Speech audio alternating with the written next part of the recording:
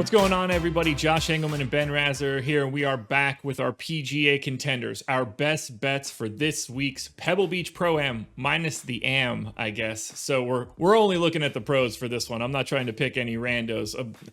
Were you going to be looking at any Ams for this one? Larry the Cable Guy, who's the staple of this event, Ray Romano. Yeah, we got all the regulars, which is good because this takes, no exaggeration, 6 hours to play around normally.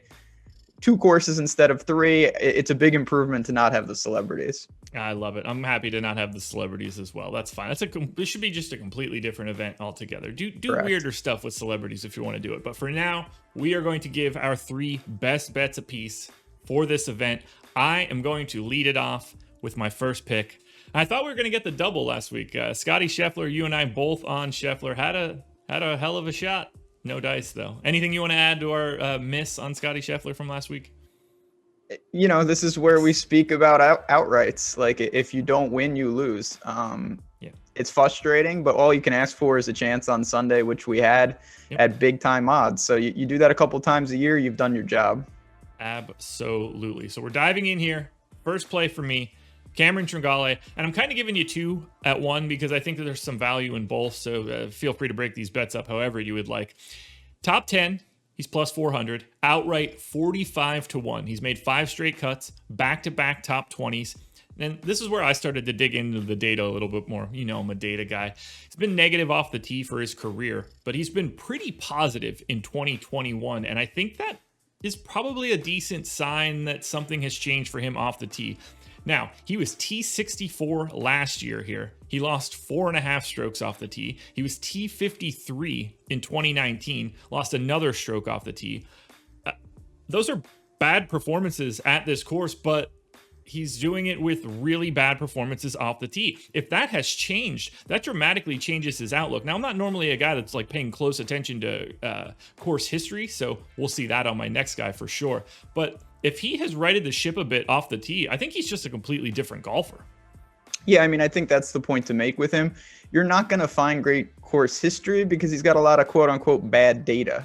He had struggles for long stretches of time. If you think he's turned a corner, the results kind of indicate that maybe he has. Well, it's kind of like Brendan Todd, who we've talked about a lot over the years of like, well, yeah, of course his course history is bad. He had 2 or 3 years where he couldn't make a cut. So, golly, I get it. I mean, let's just be real. When DJ withdrew, it's open season. If Cantlay doesn't win this event, you could see anybody win this event. And I'm going to start with a guy that I think maybe you'll be bringing up as well. We went with the double last week. Starting with Jason Day. 20. I know, but you know what? From me, man. It worked last week. I thought you were going to start him first, so now I get credit if he wins. That's 21 to 1 in the outright market. And listen, I would be lying if I said the Brooks formula didn't creep into my mind.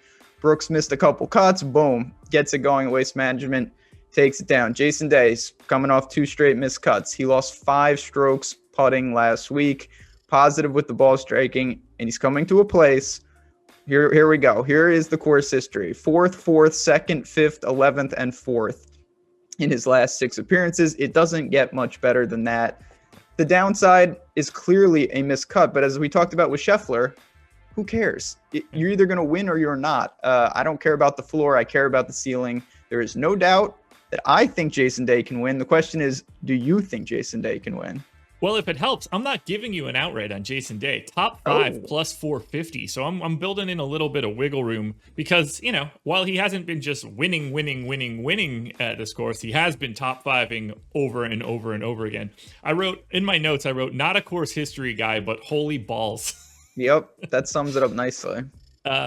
You touched on most of it. Missed cuts in his last 2, hasn't been able to putt. But he's gained off the tee in both of those events. This is what he's done in the 2021, in this current season. T38, cut, withdraw. T60, T7, cut.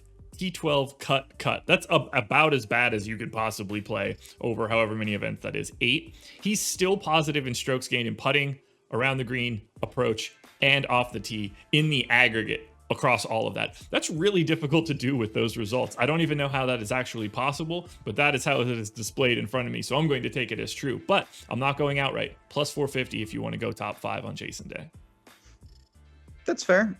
Like I said, It's a guy that obviously I know he has win equity. I know he has top end talent. You just have to wonder where the stability is. Yeah. All right. You've given 2. I've given 1. I'm going with Max Homa as my next guy. He seems to be in this video every week, but I think it's for good reason. I know he's not cashing the tickets, but 31-1 here. He's doing everything that I want. The results will come if he continues to play like this. Last week, he gained 6 strokes on the approach. Putter was cold. What are you going to do? If the putter is cold, you're not going to win most likely. But if he continues to do that, historically off the tee is his best, club, best area. He's been a little cold there. I love to see the approach game like this. He was 14th and 10th in his last 2 appearances here. I think he would be more towards day in terms of like low 20s if the finish last week was a little better. And to me, that's good. Obviously, Josh, you talk about this a lot. It's not just do you like the guy, it's do you like the guy at that price? And seeing him north of 30-1 in this field is a buy for me. Yeah, the price is everything. You can clearly I like the best golfers the most, but if I don't have good odds on it, then I can't take them. So my final guy is Ryan Moore, and this is a T10 plus 1,000. This guy. No?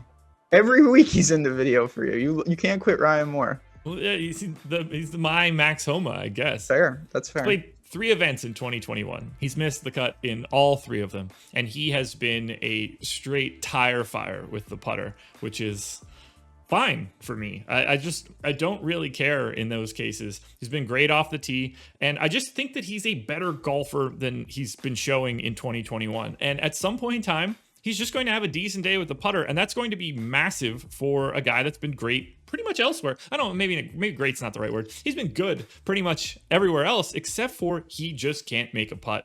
At some point in time, he will make a putt, and he will be at the top of the leaderboard. And I only need the top of the leaderboard, top 10, in fact. So if you want to go ahead and finish 9th, Ryan Moore, that is totally okay with me. Yeah, I mean, listen, this is a guy, he came off major injury. Obviously, there's been some rust, but it's been more with the putter, as you said, and historically, he's not a bad putter. Right. You get a wedge in his hand, which at Pebble, you certainly will. And for a full breakdown of the course, obviously, make sure to tune in to all the shows. We got plenty of golf breakdowns, everything you need on the DFS side of things. For my final guy, I'm going to the same range, but I'm going to the opposite. This guy's playing fantastic again, and it's Kyle Stanley.